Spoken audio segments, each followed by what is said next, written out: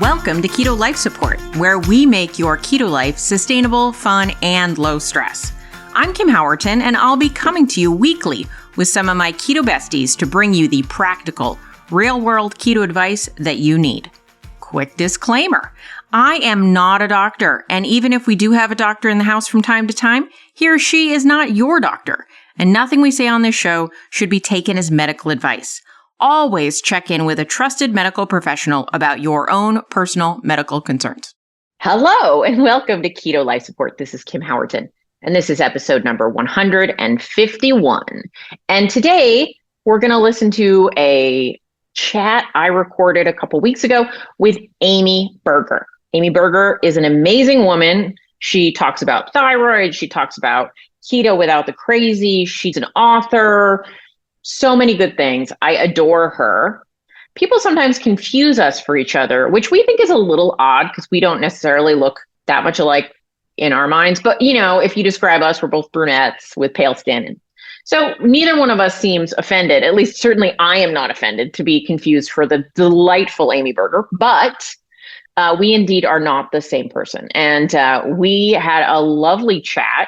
And this is one of the series that I did about maintaining after a large amount of weight loss. Now, Amy was a little bit, she was like, I don't know if I qualify, because she didn't lose a ton of weight to get to her current size. But when she went low carb, she lost quite a bit of weight. And what was the right amount of weight for her to lose? She wasn't as overweight as some of us were when she started it, but certainly that weight came off, and she has effectively maintained it for many, many a year. And so this is both a catch up with Amy and also part of my ongoing series, talking with people who have successfully maintained long-term weight loss.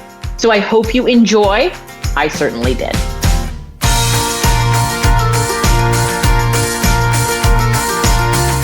Hello, I'm here with Amy Berger. Hey, Amy. Hey, how's it going? I'm doing pretty good. So Amy is probably known to everyone listening or watching right now, but she is an author. She is a coach. She's a nutritionist. Amy, you have many letters after your name. What are you? So MS just means Master of Science. I have a master's degree in nutrition, and I'm a CNS, which is Certified Nutrition Specialist, which you have to have a master's degree to sit for the exam, and you have to get supervised hours. And there's some other stuff. It's just it's a step up, I guess, from just a random nutritionist, health coach or whatever. But it's not, I'm not a dietitian. I'm not an RD. It's the educational tract is a bit different, but CNS is Certified Nutrition Specialist. And depending on the state where you live, it's more or less recognized as a real credential kind of thing. Got it. So you know nutrition stuff, and you've written 3 books, 2 books, 2.5. 3, and I'm working on my 4th. Okay. All right. Is End Your Carb Confusion the most recent published book? It is. And I shouldn't say I wrote it. I co-wrote it with Eric Westman, who is, if you don't know who Eric Westman is and you follow a keto diet, I don't know what rock you've been living under, but he's one of the OGs. He goes back a long, long time in the keto field. Absolutely. Absolutely. So the reason I wanted to talk to you today, other than it's been too long and we need to catch up, is that I've been asked about long-term maintenance. And while you haven't lost hundreds and hundreds of pounds because you weren't hundreds and hundreds of pounds overweight to begin with, you did lose a substantial amount of weight on keto and then have been maintaining a healthy weight range since. So I thought you were a great person to talk to because you have both the personal experience and the client experience. Because a lot of people talk about weight loss or fat loss, but they don't talk about the long-term maintenance. Yeah. I sometimes tell people that losing the weight is only half the battle. The other half is keeping it off. I mean, what's the point of losing it and being happy with where you are if you just go right back? And I remind people that, when you climb Mount Everest, a lot of people don't make it. A lot of people die in the process of climbing Mount Everest. Yeah. Most people don't die on the way up. They die on the way back down. So the long-term game is what you want to play. You don't want to just make it to the summit and pass out and die on the way down. You want to get home safely in one piece. So we want to keep this weight off long-term. And it's, You're right. We don't really talk about it enough. 9 times out of 10, if I have a client that is significantly overweight, they have at least once in their life lost a significant amount of weight, and then they've regained it. And I believe the statistic, if you believe statistics, was 6 out of 7 significantly overweight people accomplish weight loss. So they lose weight, but most of those people regain it. So it's heartbreaking when people regain it, but it's almost seems inevitable on a certain level because of how we focus on losing weight, I think. Yeah, it's not inevitable, but it is really, really common. So something's going on there that it is so easy for that weight to come back, right? Right. One of the things that I think, which is, it's so simple, it seems stupid, but I'll say it because you got to say that, is the focus on the word diet, weight loss as a diet intervention, and that we know how to lose weight. We know how to explain to lose weight, but then you've lost the weight. And it's sort of like, I said this to the other Amy when I was talking to her, it's sort of like, you prepare for childbirth and then they give you a baby and you're like, now what? Right. And it's like, wait, I was not prepared for this part. So the ongoing life. Now, a lot of people who go keto that's very much discussed, right? That it's a lifestyle, not a diet, which I think is helpful for a lot of people. But what pitfalls, what do you see happening? What do you see going wrong even on keto with your clients? Or what did you notice yourself was susceptible to? I actually hate the phrase keto lifestyle. When people write to me like, hi, Amy, I've been following a keto lifestyle for 6 months. And I'm like, oh, keto lifestyle, nails on a chalkboard. If that is helpful, like I actually did, I think, a video for my own YouTube about this recently, that we need to redefine the word diet. Yeah. The problem is that we equate the word diet with calorie restriction, with right. starving ourselves, with restricting food, with forcing ourselves to go hungry. When I say I eat a keto diet, I eat a keto diet. I do not follow a keto lifestyle.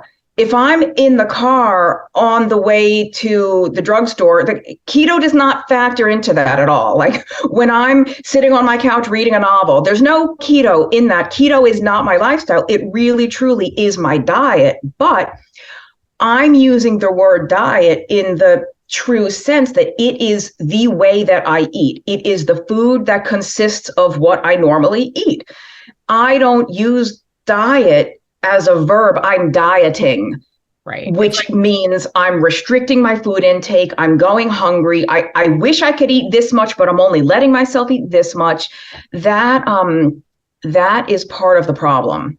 Right. It's like saying I eat a vegetarian diet or a vegan diet, or a pescatarian diet. A gluten-free diet, a pescatarian diet, a Japanese diet, a Cuban diet. It's just the diet it's the food that you eat. Right.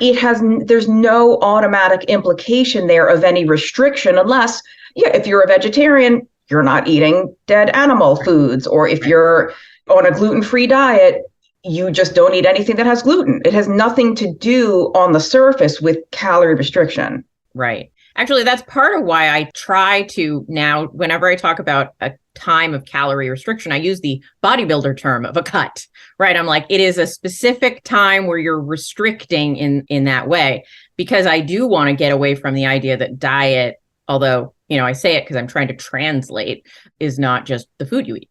Yeah. And I do think, that the word is so problematic, because when people do think of it as a diet, then it's something that you go on and off. It's something that you do for some period of time and then you're not doing it. But like a cut, and maybe it's just semantics, that makes more sense. Like, I am having this deliberate period of time where I'm eating less than I would otherwise want to for a specific purpose. But I think something that maybe gets lost in the keto world is, and this might take a minute to explain, there's some moving parts here, but ideally, when somebody cuts their carbohydrate intake and the blood sugar starts to come down, insulin starts to come down, your appetite starts to be much more controlled. Ideally, you are much less hungry, so you're automatically eating less, but you don't feel deprived. You don't feel restricted. You're eating less because you're actually less hungry. You're not deliberate. You're not forcing yourself to go hungry. You're not, it's very different. And I think sometimes what I'm trying to say is ideally, you don't have to count calories on keto. You don't have to look at macros. You don't have to do anything. Like ideally, your body kind of naturally lands at a hunger and appetite control level, such that you automatically eat the right amount for you to adjust. If you need to lose weight or gain weight, whatever, I think, and for some people that happens. For some people, that appetite regulatory magic happens. Magic, kismet, love on a first date. Love at first sight. But right? Sometimes, even when appetite is controlled and hunger is controlled, many of us, and I say us because I include myself in this, we eat for 87 reasons besides actual physical hunger. So it's all well and good that keto controls my appetite. Now what do I do about the 46 times I want to eat when I'm not hungry? I want to eat for other reasons. And then one more fly in this magical ointment is that maybe this comes from the misunderstanding of what keto is. Oh, I have to hit my fat macro. So even if somebody's not hungry, they might, I haven't had enough fat today. I better eat a fat bomb. I better put some butter on this. And so they're overriding their body's signal because some app told them to, or some plan somebody gave them says, well, you need to eat this much fat, even if you're not hungry. Like there's so much to this that gets in the way, I think. But in the magical land, you never feel like you're on a diet because your appetite just controls itself naturally. Yeah. I mean, my personal perspective is what I see and have experienced and see is there are just some people, it's like lock and key fit. They go keto, they get rid of the carbs, their appetite just regulates, and their body then is giving them the right biofeedback. So if they're hungry, it means they need to eat. If they're not hungry, it means they don't need to eat, and they can just trust their body. I think there are some people who it could be one of two reasons. I think the main reason is exactly what you said. There are a lot of reasons to eat, and not all of them are hunger-based. And then the second one is we all have, I think, slightly different histories, and our body has gotten to a different sort of natural set point, which, that's not a hard thing in my mind, but it's sort of where we kind of gain some like weight homeostasis. Our body's like, this is good, we'll stay here. And then our hunger kind of stays there. So I find that some clients, maybe they've been over 200 pounds since they were a teenager and they're 60. And, they get down to 170. And it's like amazing. And they've done great, but they're still fairly over what they would call the weight they want to be. Mm-hmm. And there is this subset of people where there seems to be a mismatch between intake and output, right? So now they're maintaining, they're not gaining, they're maintaining a much lower body weight than they ever have. But there does seem to be some people I find who get there and then they're like, well, this isn't exactly where I wanted to end up. Do you see that sometimes? Oh, absolutely. Somebody once said, and I don't remember who, or I would give them credit. I once heard somebody say, keto can make you as lean as you can be, but that might not be as lean as you want to be. And I think that's so true. Now, I think especially if you started out very, very heavy, and like you said, you get to like, wow, you've lost 100 pounds. Maybe you're still 100 pounds overweight or 50 pounds. You still have a ways to go. I think at that point, you may have to deliberately restrict a little bit because there's that other saying, what got you here won't get you there. Right. And so something that worked really well 100 pounds ago isn't working as well now because you're literally not the same person. Physically, you're in a very different physiological state. That's something that worked really well a year ago or 6 months ago. You might have to change something up. And I think, in fact, I mentioned I'm writing my 4th book now. I have a co-author, and we're making a big point that in some people, not everybody, but in some people, thyroid hormones have a huge role to play in this, and your body will kind of adjust. Your body will accept a certain weight as its new normal. And so you kind of stay there no matter what you do. If you want to get that weight moving again, you are going to have to do something different because your body is fighting. The problem is, and this is very unscientific language, but your body wants to be heavy again. Your body wants to regain that weight. So you have to fight it every step of the way. It's not easy. And sometimes the answer is you just need a little bit of thyroid medicine, and it can be really hard to find a doctor to give you that. But sometimes that is going to be the most effective thing. You can't exercise your way out of that. The thyroid hormone is a significant part of your basal metabolic rate, right? And if you don't have proper thyroid function, that it means that your metabolic rate is artificially low. And this is a known thing, and I can say that because I'm writing this book with a nurse practitioner. Some people do not experience this. Like if they lose a lot of weight, their body's just good to go and they can just keep losing till they get to their goal. In a substantial subset of people, we do have this like metabolic slowdown. Mm-hmm. And I don't know if anyone knows how to correct that except to just take a little bit of thyroid hormone. Right. I mean, I do know that what is well known, I think the more debatable part, though I believe it, is in very lean people. So like bodybuilding competitors, right? People who are very, very lean, they're all going to develop thyroid problems if they keep trying to lose weight, right? If you're just, your body is like running out of body fat and like the thyroid's just like, we're going to try and survive. So, but I think it can also happen even when you're not super low body fat, but you've lost a significant, the body still goes into a little bit of a panic, I think. Yes, absolutely. Yes. I think the research supports that. Yeah. Great. I love it when my opinion is supported by research. So tell me, on your journey, when you did you find keto first professionally or personally? Oh, no, personally. I started it for weight loss. Yeah. Myself. Yeah. And I remember I've seen your story. You've talked about it in some various talks I've seen where you were like a runner, you were doing marathons, you were active, you couldn't drop the weight and you went keto. And did it come off really without tracking? Like you just naturally kind of changed your diet and it dropped? Yeah, honestly, it's been so long that I don't remember a whole lot of the details, but I do know I was not recording my food. I wasn't weighing and measuring it. This was before smartphones, so I couldn't have used an app, and nobody knew what an app was. An app was like an appetizer at a restaurant or something. This was like the dark ages here, Kim.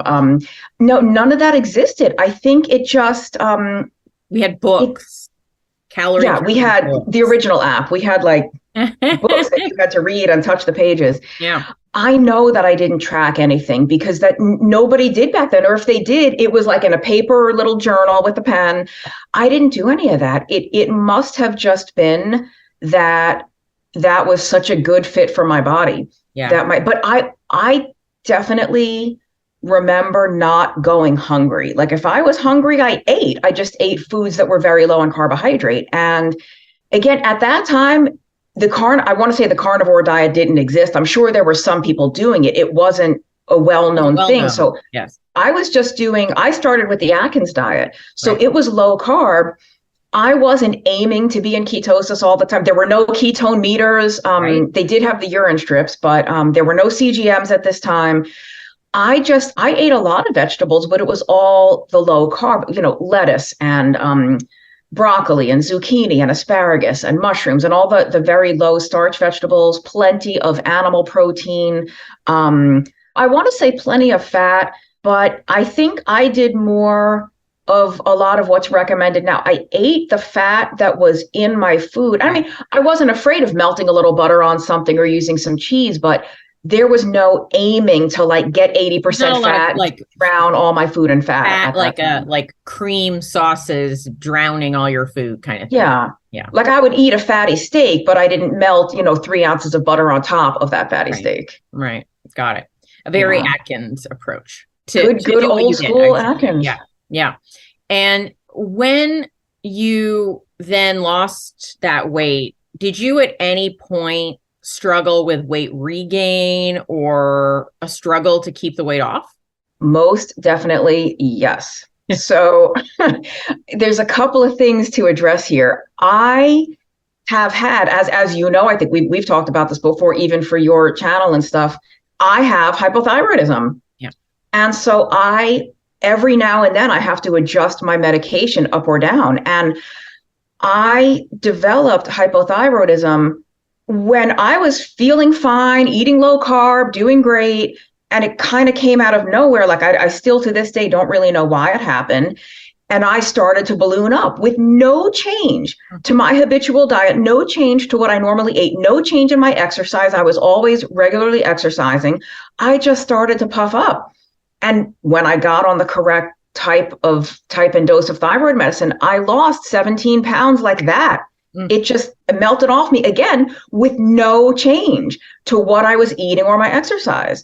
So that I think this happens a lot more than we know. That's when I regained it. I never regained because I got complacent or because I was eating tons of carbs for 6 months. That's definitely a problem for some people. They just, I hate this word, but it's the word they use in the research, right? Recidivism, because that's a word they use for criminals, right?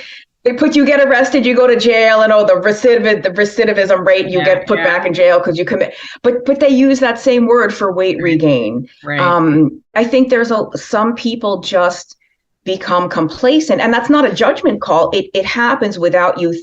You're not deliberately like eating, I think I'll have a giant bowl of pasta tomorrow, and I think I'll have a bagel for dinner. Like it just kind of creeps in little by little, and it's so gradual that you don't really notice until one day, oh my God, none of my pants fit anymore.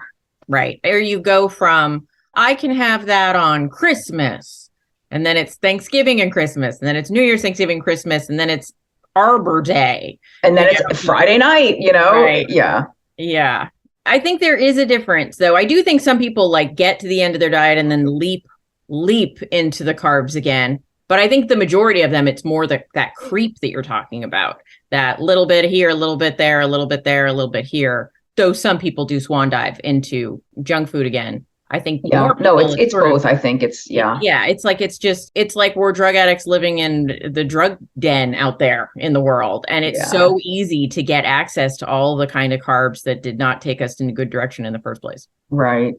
Now with End Your Carb Confusion, and I know Eric Westman and you in the book talk about there being sort of different levels, right? You start very strictly low carb, and then you can be a little more liberal with what I would call like whole food, real non-grain based carb. Like it's very, I would call it highly satiating carbs, right? As you go. Apparently I'll call it a lot of things, but how does that work for you? Are you able to have a more liberal carb budget, or are you someone who has to stay pretty tightly controlled? I'm always low carb. Sometimes I'm strict keto, sometimes not, but I'm never going to wake up and have like regular pancakes with regular syrup and a glass of orange juice. It may be, I am actually, I think, in ketosis most of the time, but not because I'm deliberately aiming for it. It's just the byproduct of what I choose to eat without much deliberate effort and without any sacrifice or feeling restricted. I just choose to eat certain foods that facilitate that type of metabolism. But yeah, once in a while, I have a piece of bread, or once in a while, I'll have half a serving of home fries if I'm out for breakfast, but I've been doing this long enough that I don't fear going on a bender. Like I'm to a point where I can have one little bit of something once in a while and it's fine. I'm not going to slip into this huge avalanche of carbs. And then there are some people who can have slightly more carbs every day.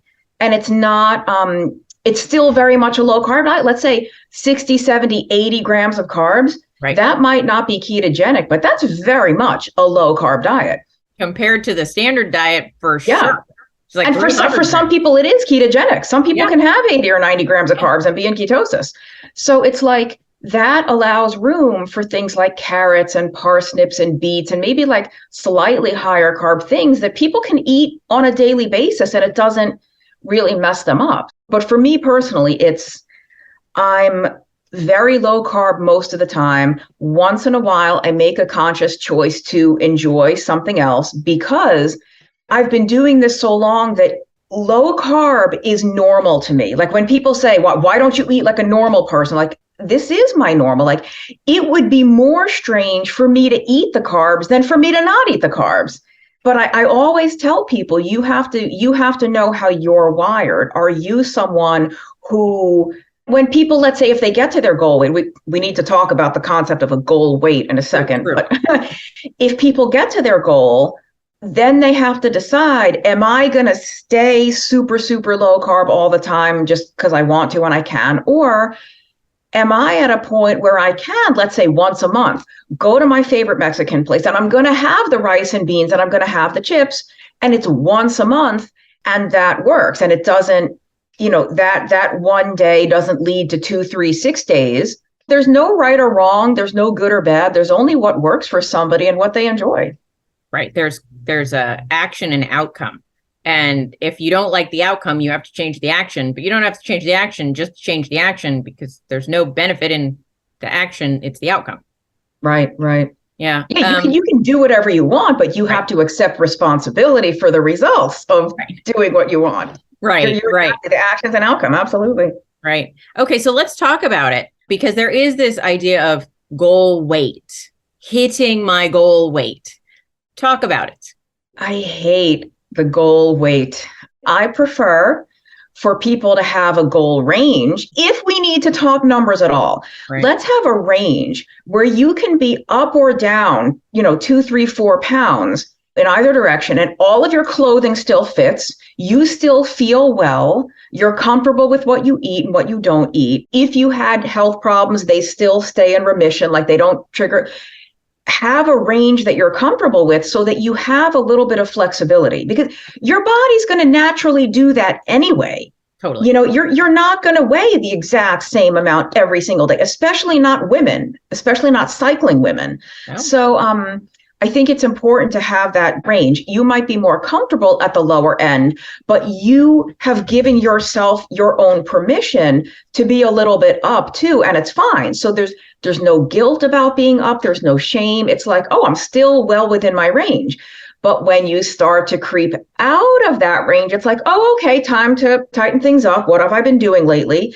But even more so than a goal weight range, I even want to say a goal size is better, but even that is a problem. And here, both of those are a problem, a goal weight and a goal size. And here's why.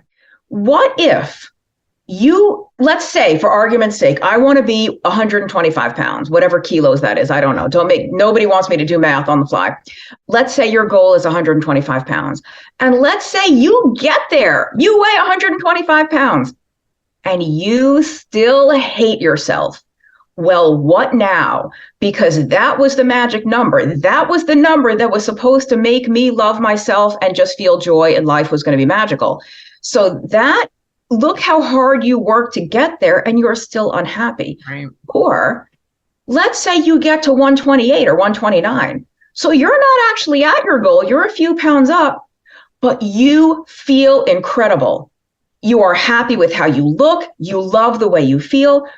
Who cares why do you need to lose 4 or 5 more pounds if you're perfectly happy where you are? So, and we could say the same thing about a size. Let's say your goal is to be a size 6. You're a size 6 and you're still miserable. What now? Do you have to be a 4? What happens if you're a 4 and you still hate yourself?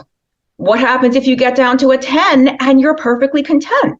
So this is like, I just don't like anyone to be locked into any particular number. How about the goal is, I want to be comfortable in my own skin. I want to not have type 2 diabetes and PCOS anymore.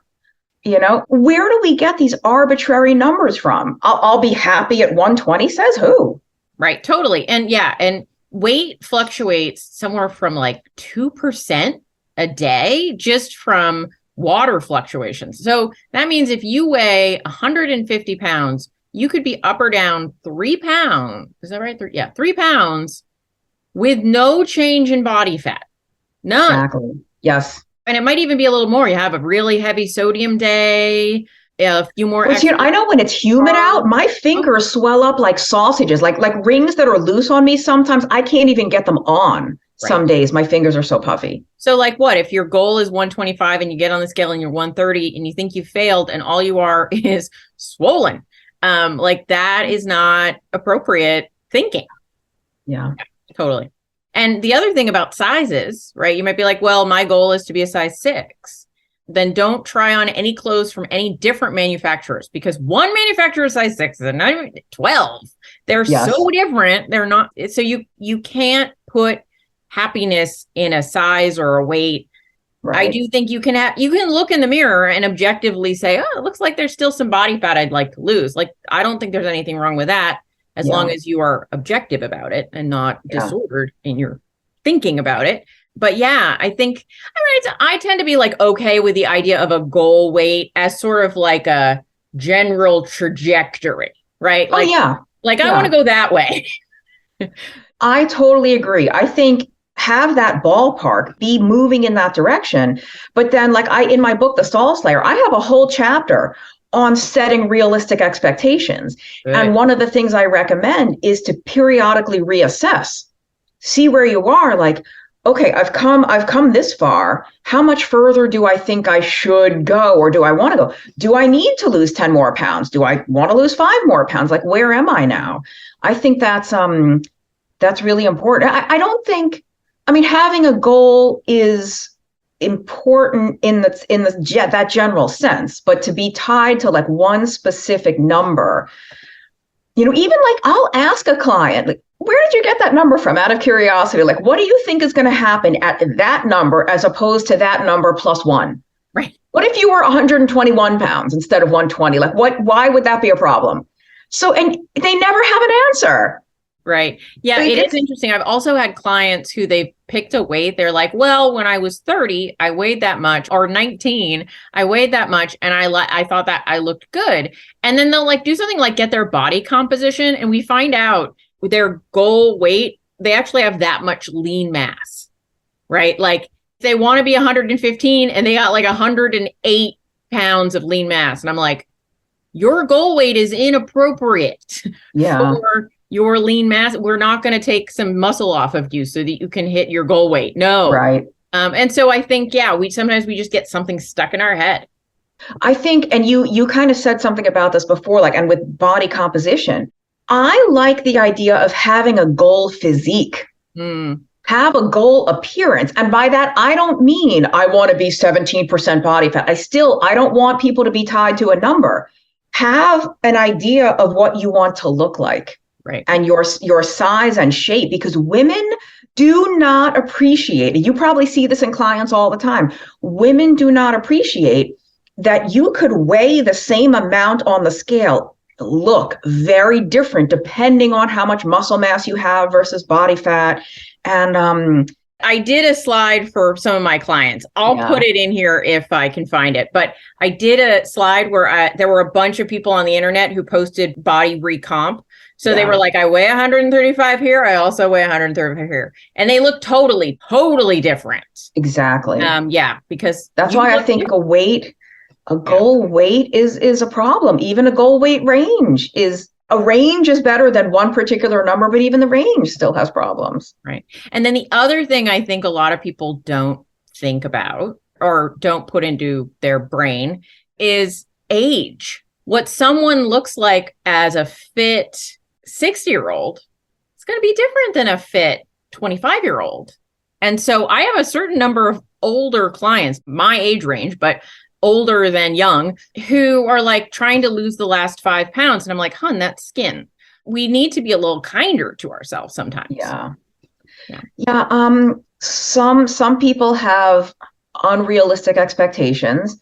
And then something else that I think we don't talk about enough, not just you and me, but in the keto world at large, or the weight loss world at large, is not only, hey, when you're 70, you might not ever be able to have the physique you had when you were 25. Like, maybe we should recalibrate that expectation. But something that we don't talk about enough that is really, really unfair, that I think comes into play with long-term maintenance, is if you were once heavier and you are now what somebody I know calls a weight reduced person. You Okay. are a weight reduced obese person. You are an obese person right now living in a smaller body. You still basically have the physiology of a heavier person. Mm-hmm. You will never be able to eat like somebody who has been that slimmer weight naturally all their life. And they even did this study in I forget, I've read research on this where basically, like, let's say you started out at 250 pounds and you're now 150. And let's say 150 is a perfectly, normal weight for you. You're down 100 pounds. Your body and what you can eat and maintain that 150 is not the same as somebody who's always been 150, who didn't have to restrict and calorie count and deprive their way down to 150. Yes, you both weigh 150. Your metabolisms, your physiology are very different. And that sucks. It is so unfair. It is. But we don't talk about that enough. When we all look at somebody, how come he's so skinny and he's a friggin' vacuum cleaner and he's this big, and I look at a cupcake and I gain 5 pounds? Right. Because it sucks. Because that's the answer. It sucks. Like, I don't know why this happens, but that, like, so I guess what I'm saying is with maintenance, Mm-hmm. it isn't fair. We need to stop expecting it to be fair, stop wanting it to be fair, but we have to understand we living in smaller bodies than we once were, or than our body's natural proclivity might be, we can't eat the same way somebody eats who was never heavier. Right. Like if you see anybody who's just got like an amazing physique, a lot of muscle on them, right? You talk to them and almost all these people, there are a few anomalies, but almost all these people, they've been like, I've been lifting weights for 40 years, right? Like they have dedicated to this process, and you can catch up some, but you can't catch up all of those 40 years of experience. Yeah. And that doesn't mean you can't be the best version of you starting where you're at today. I mean, it's easy to blame social media, but I'm blaming social media in part for this idea that we haven't succeeded until we look like that, or until we're this size. And so I think going into maintenance with a appreciation for the effort to outcome equation you're willing to live with is an important thing to know. Yeah, that's something else that we don't talk about enough with maintenance is, what are you willing to do to either maintain this weight or to lose more? Because that's a cost benefit calculation that, again, there's no right or wrong. There's only what one person as an individual is willing to do.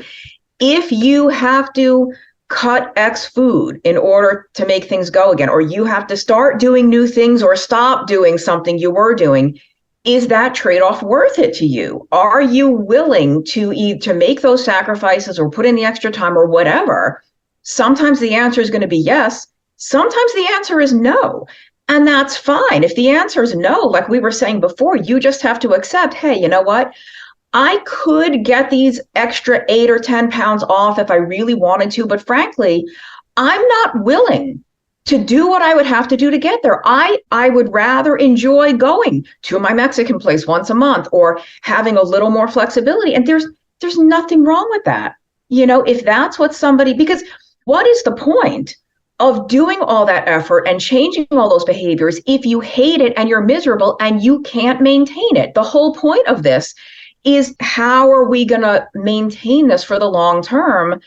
And ideally, long-term maintenance shouldn't involve a whole ton of like effort and sacrifice and hardship, because you're not going to do it. Right? You have to decide what you're willing to do. Yeah. And there's no right or wrong there.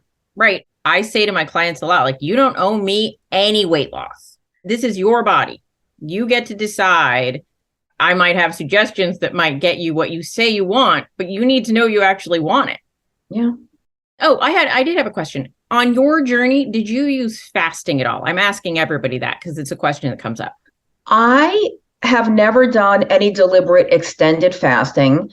And I don't even like to claim that I do intermittent fasting or time restricted eating, because I don't have any specific number of hours. It's not like I wake up like, oh, I'm not allowed to eat till noon. But I just follow my hunger, and I don't feel hungry all day nonstop. So I do always go some portion of the day without eating, but I couldn't tell you how many hours it is. I don't track it. I don't impose any of those rules. But that being said, I do recommend that for certain people when I think it might help them. Like, not everyone needs that, but I do think there are situations where people need those kind of guardrails. Right. But so do I fast? That's like yes and no. I don't snack and graze all day long nonstop, but I don't have any particular specific amount of time that I do that. You're doing a lot of hunger management and eating to your hunger and listening to your body. Yes. Yeah. And do you ever run into a situation apart from where like the thyroid went wacky again, that you're like, oh, these pants that shouldn't be snug are a little snug. Maybe I will evaluate some of my food choices. Does that ever happen? I may be known to have a glass of wine now and then. I'm just thinking, I know you were saying, I know in the past you've discussed issues with mayonnaise and peanut butter. Well, so the peanut butter has not been a problem for many years. Thank God. I'm not saying you have a continuing problem, just that I remember in the past.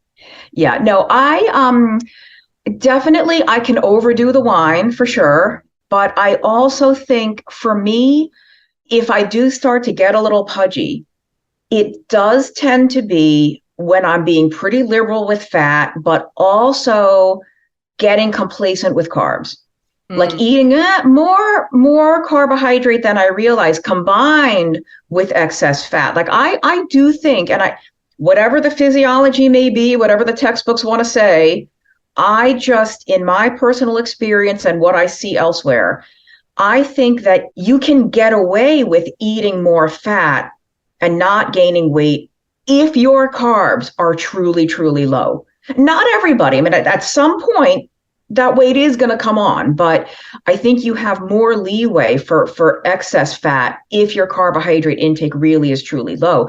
So for me, if I'm kind of like, oh, I really do like the butter and coconut oil, that's delicious, and the carbs are starting to creep a little bit, that can definitely, but at least I feel like in this sort of long-term maintenance, that doesn't happen often. I'm usually pretty good at realizing it and reining myself in. Like, it's never going to be 6 months and I've regained 20 pounds. Like, that's never happened. So. That's what I was going to say. I actually, if thinking about some of the conversations we had about these foods, or I've heard you say about these foods, was you actually noticed you were overeating these foods. It wasn't that you were gaining weight from them. You like noticed you were eating more than you needed to. I think I remember you saying something like about, I might be putting words in your mouth, but like something about peanut butter, you were like, oh, I noticed I was eating more and more and I wasn't necessarily hungry for it. I just wanted to eat it or something like that. Oh, I was all out binging on peanut butter. I mean, let's call it a binge. The behavior when it was happening, not necessarily, you were like, oh no, I'm gaining weight. What could it be? You were like, I am eating too much peanut butter.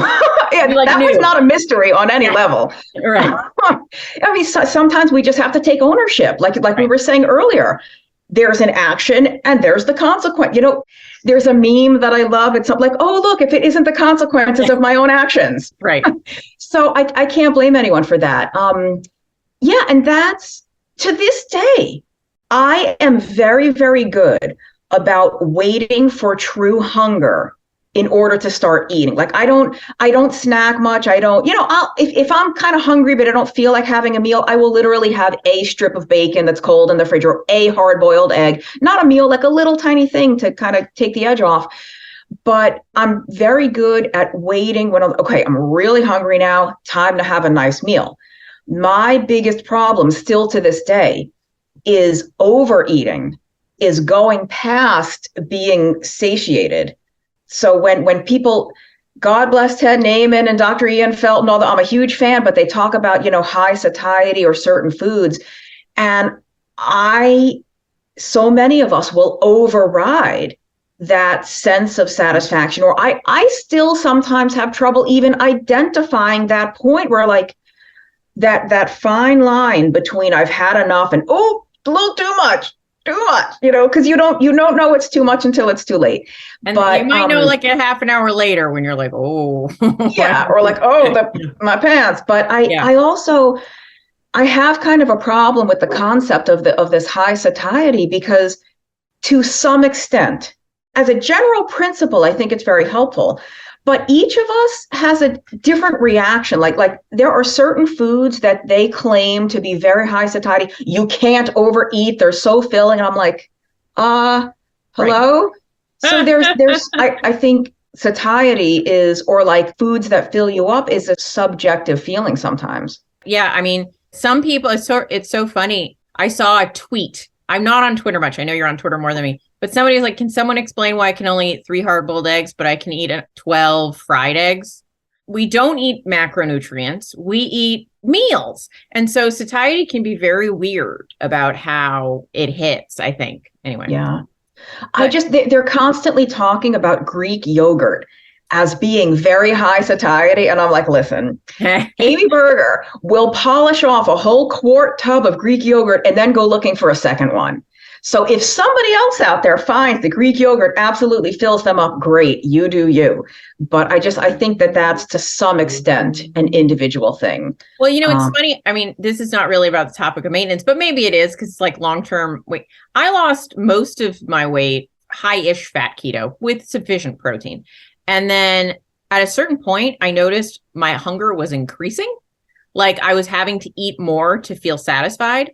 And I actually added more high fiber carbs, like more leafy greens and more, which used to not fill me up at all. I could eat pounds of broccoli and not feel like any satiety from it. But suddenly I was like, oh my goodness, like this salad is very filling to me. I mean, it would have, stuff in it, and so I think that can shift. But I do think that if you don't have an eye towards the types of foods that keep you feeling as satiated as you can, then you're going to suffer.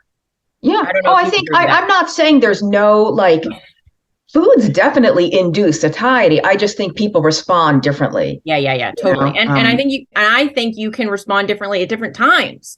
Yes. So I think we need to pay attention. Yes, totally agree. Yeah, I do roll my eyes a little bit every time somebody says, well, protein is the highest satiety macronutrient. And it's like, well, but we don't eat protein. We eat meat or chicken or fish or, right.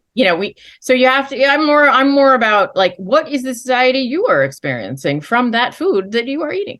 Yeah. But yeah, I think it's important. If you're working with a client who has never been in maintenance before, they've never been at a weight they were trying to be at. That's how I'll describe it, right? Is there anything specific you work with them on mentally or conceptually that you think would be good to tell people about? It's just really finding that sweet spot. Like, do you want to stay very, very low carb and maybe just increase the portions or something? Or do you want to experiment a little bit with reintroducing some foods? I mean, that's like we said way, way at the beginning. I started all this with the Atkins diet, and Dr. Atkins had the carb ladder, or he called it the ongoing weight loss, where like you reintroduce small amounts each week. And so you get to see what you kind of identify your own spot. And I just think people are so afraid to do that because they're afraid of regaining the weight. Fear that does go on in the keto community. Yeah. But I try to tell people, like we were saying earlier, your body, it's especially those who adopt an exercise practice. Now, I think we can all agree, even the experts will agree, the exercise is not that great for losing weight, but most of the people who maintain it long term do seem to adopt some type of activity practice, whatever we want to call it. So I think it's helpful for the maintenance. And if somebody's in that situation, I try to explain, like, listen, your body really is very different now than it was 100 pounds ago. You might be able to do certain things that you couldn't then. Right. And it's okay to experiment. Right. And you're now definitely metabolically healthier at 100 pounds down from where you were, your body might have a much better even metabolic response to some of the things you're doing than it used to. Yeah. But it's just really hard. There is a tremendous fear of the regain. I think I don't think that's unreasonable, right? To have that fear.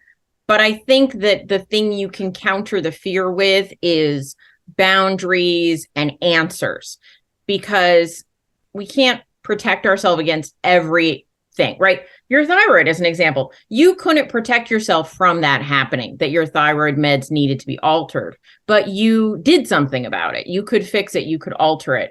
Like if I'm worried, oh, I'm going to start eating a lot of junk food again. Okay, what am I going to do that's going to keep me safe there? What am I going to do to keep that from happening? You know, if it's like, okay, I do want to increase my tolerance to different foods, but I'm only going to do it in these circumstances, like out to dinner. I'm not going to bring them into the house. Like we can make boundaries that will help protect us, just like raising children. They need boundaries. You need boundaries. And so I think for me, it's like if someone's in that maintenance phase, newly maintaining, I think they need to think about what are the boundaries they need to enact, which may be different than the boundaries they needed to enact when they were trying to lose weight, but they're just as significant now. Yeah. Oh, I totally agree. I think that's a great way to go. Like, and the example you gave is something I tell people all the time. And I do this in my own life sometimes. There's certain things I can have if I'm at a restaurant because my portion is automatically controlled, right? But I can't keep it on hand in my fridge because that's a disaster. That's a really good way to do it. Or like we said, once a month, my family goes to X place and I get the thing. But it's just not an everyday thing. I try to remind people, none of us became overweight or developed type 2 diabetes because we were eating something starchy once a month or once every 8 weeks, or we didn't, none of us ever really had these problems because we were having too many carrots. So we have to have a little common sense in all this too. Right. Yeah, totally. The reason that we became overweight, well, I mean, one of the reasons might be that we convinced ourselves that it was normal to have it every day, or we let that take over. What I was going to say earlier was, and adding more carbs is not required. To the listeners, I have clients who are like 1 carb, and I'm like, I had a client who was like, let's try some more. And I think the suggestion was like spaghetti squash. Right. It was like, we're going to add like 10 more grams of carbs to your day with some spaghetti squash. And I was like, how'd it go? She's like, well, I had the spaghetti squash. And then I thought, why not have all the candy in my house? And I was like, wait, that's not what we discussed. Right. But there are people that is just the way it seems to work. Yes. And there are some things we can do maybe to work on the mentality that's causing that. But I would rather you just remove that spaghetti squash again for a while we figure out what's going on in there. So you haven't failed if you can't add. This is like, you don't have to add carbs back. We just want people to know that they might. Yeah. It's an option that some people can do. But I think people ask me, what happens when I reach my goal? Like what, and I'm like, honestly, I've never worked with anyone who accidentally got too thin. They never stayed keto and just kept losing and losing and losing and just melted away. Like the appetite, and again, unscientific, but the appetite just kind of regulates and you maintain. But again, most of those people are doing very low carb. So they're not having carb cravings. They're not being off plan. I think they just naturally adjust without a whole lot of deliberate thought or effort. Right. It just kind of happens because I've never had someone say, oh, I'm 8 pounds under my goal. What do I do? But something else that we probably should have talked about earlier, this is a whole separate issue, is for the long-term maintenance, sometimes, maybe all the time, it requires a mindset shift. What if you have spent your whole life being the fat friend, being the funny one, being the teddy bear guy that, all the women, I'm like their big brother because no one finds them threatening. Exactly. Yeah. So I think sometimes a lot of people self-sabotage because they're so uncomfortable or just not used to this new identity. I don't know who I am as the size 6. I don't know who I am with male attention or female attention. And some of that can come from childhood trauma. That's a whole separate issue. But just even you've always been the heavy one. You never had to deal with uncomfortable interactions with people because no one was ever looking at you, Or maybe you're pissed off that now, you pay attention to me now, right? Like, and then you got some resentment that now all of a sudden people are holding doors for me and giving me compliments. Yeah. Right. It's interesting. There's this, I heard somebody talking about this just today, and I've seen this in articles, which is it's not uncommon for actually people who've lost a lot of weight to end up getting divorced. That of course, the whole identity piece, everything about their life is different. It can be very disorienting. Yes. Yeah. And I feel like you brought up a really good point of kind of have a plan, have a strategy in mind for okay, how am I going to navigate the nuts and bolts of the food? Like, okay, maybe I can have whatever I want at a party, at a social function, but at home, I stay keto. Like I know people that keep kosher at home, but if they're out, they just eat whatever's handy. They don't really, but at home it's kosher, whatever, kind of like that. Maybe some people need a mindset plan for okay, here's what I'm going to do with the food, but how do when I start to feel uncomfortable and I start to feel threatened because my life is so different now socially and emotionally, how do I deal with that?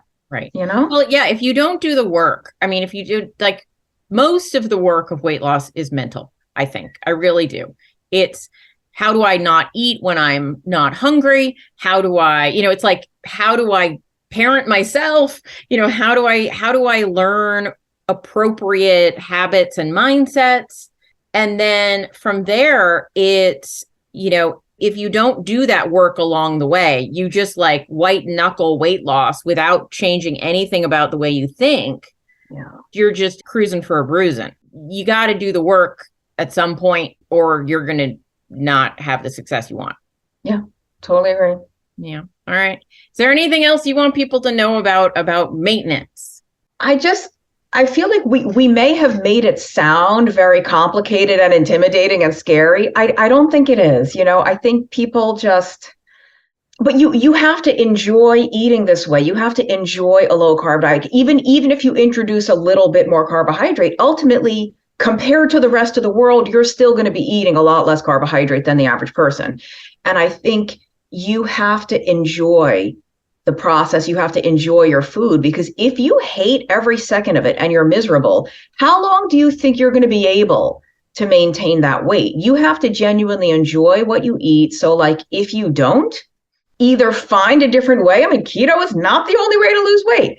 Find something else, or look through a lot of different cookbooks, look online, try to get ideas for maybe new things that you haven't been including in your diet that you might really like, different herbs and spices that you don't normally use. It should be fun. You shouldn't feel like this is a hardship or like it's some kind of struggle. It should be enjoyable. Right. Absolutely. And I think that's why on Atkins and in your book, the idea that over time you might be able to eat a little bit more of a wider array of vegetables is to say hey, as you get into maintenance, as you get into this space where you have a little bit more leeway, if spaghetti squash is going to make your day better, that doesn't seem an unreasonable thing to include. Ask yourself those kinds of questions so this becomes sustainable. I think sometimes people think, oh, sustainable means I get to have a, Lollapalooza carb fest day. No, it's more like day-to-day sustainable. What's that going to look like for you? Yeah. All right. Thanks so much for talking to me, Amy. And I will put all the links for where people can find you and your books in the notes. So people will know all that. So they will find that. Is there anything you want them to know before we close about anything? Well, I don't know when this is going to air, but Adapt Your Life, the company I work with Dr. Westman at, we are doing our Keto Made Simple masterclass January 6th, I think it opens up. And we're also doing a 7-day Start Keto Right challenge, which starts on January 2nd. But that's probably, I don't know when this is going to air. So after that, but they do these programs periodically, right? Yeah. Just go to adaptyourlifeacademy.com, but we'll put the links. Yeah. Okay. Sounds good. All right. Thanks, Amy. All right. Good to see you as always. Good to see you too. Thank you so much for joining us for this episode of Keto Life Support. Want more information? Want show notes? Want to suggest a topic? Just head over to ketolifesupport.com. That's where all that kind of thing can go on. By the way, I have a request. If you could go to your podcast host and hit subscribe, we would really, really appreciate it. And what would be even more awesome is if you could write a review. And what would be even more awesome than that is if you could write like a really flattering review. Just asking, you do you. All right. So thanks so much for joining us. I'm thrilled that you're part of the Keto family.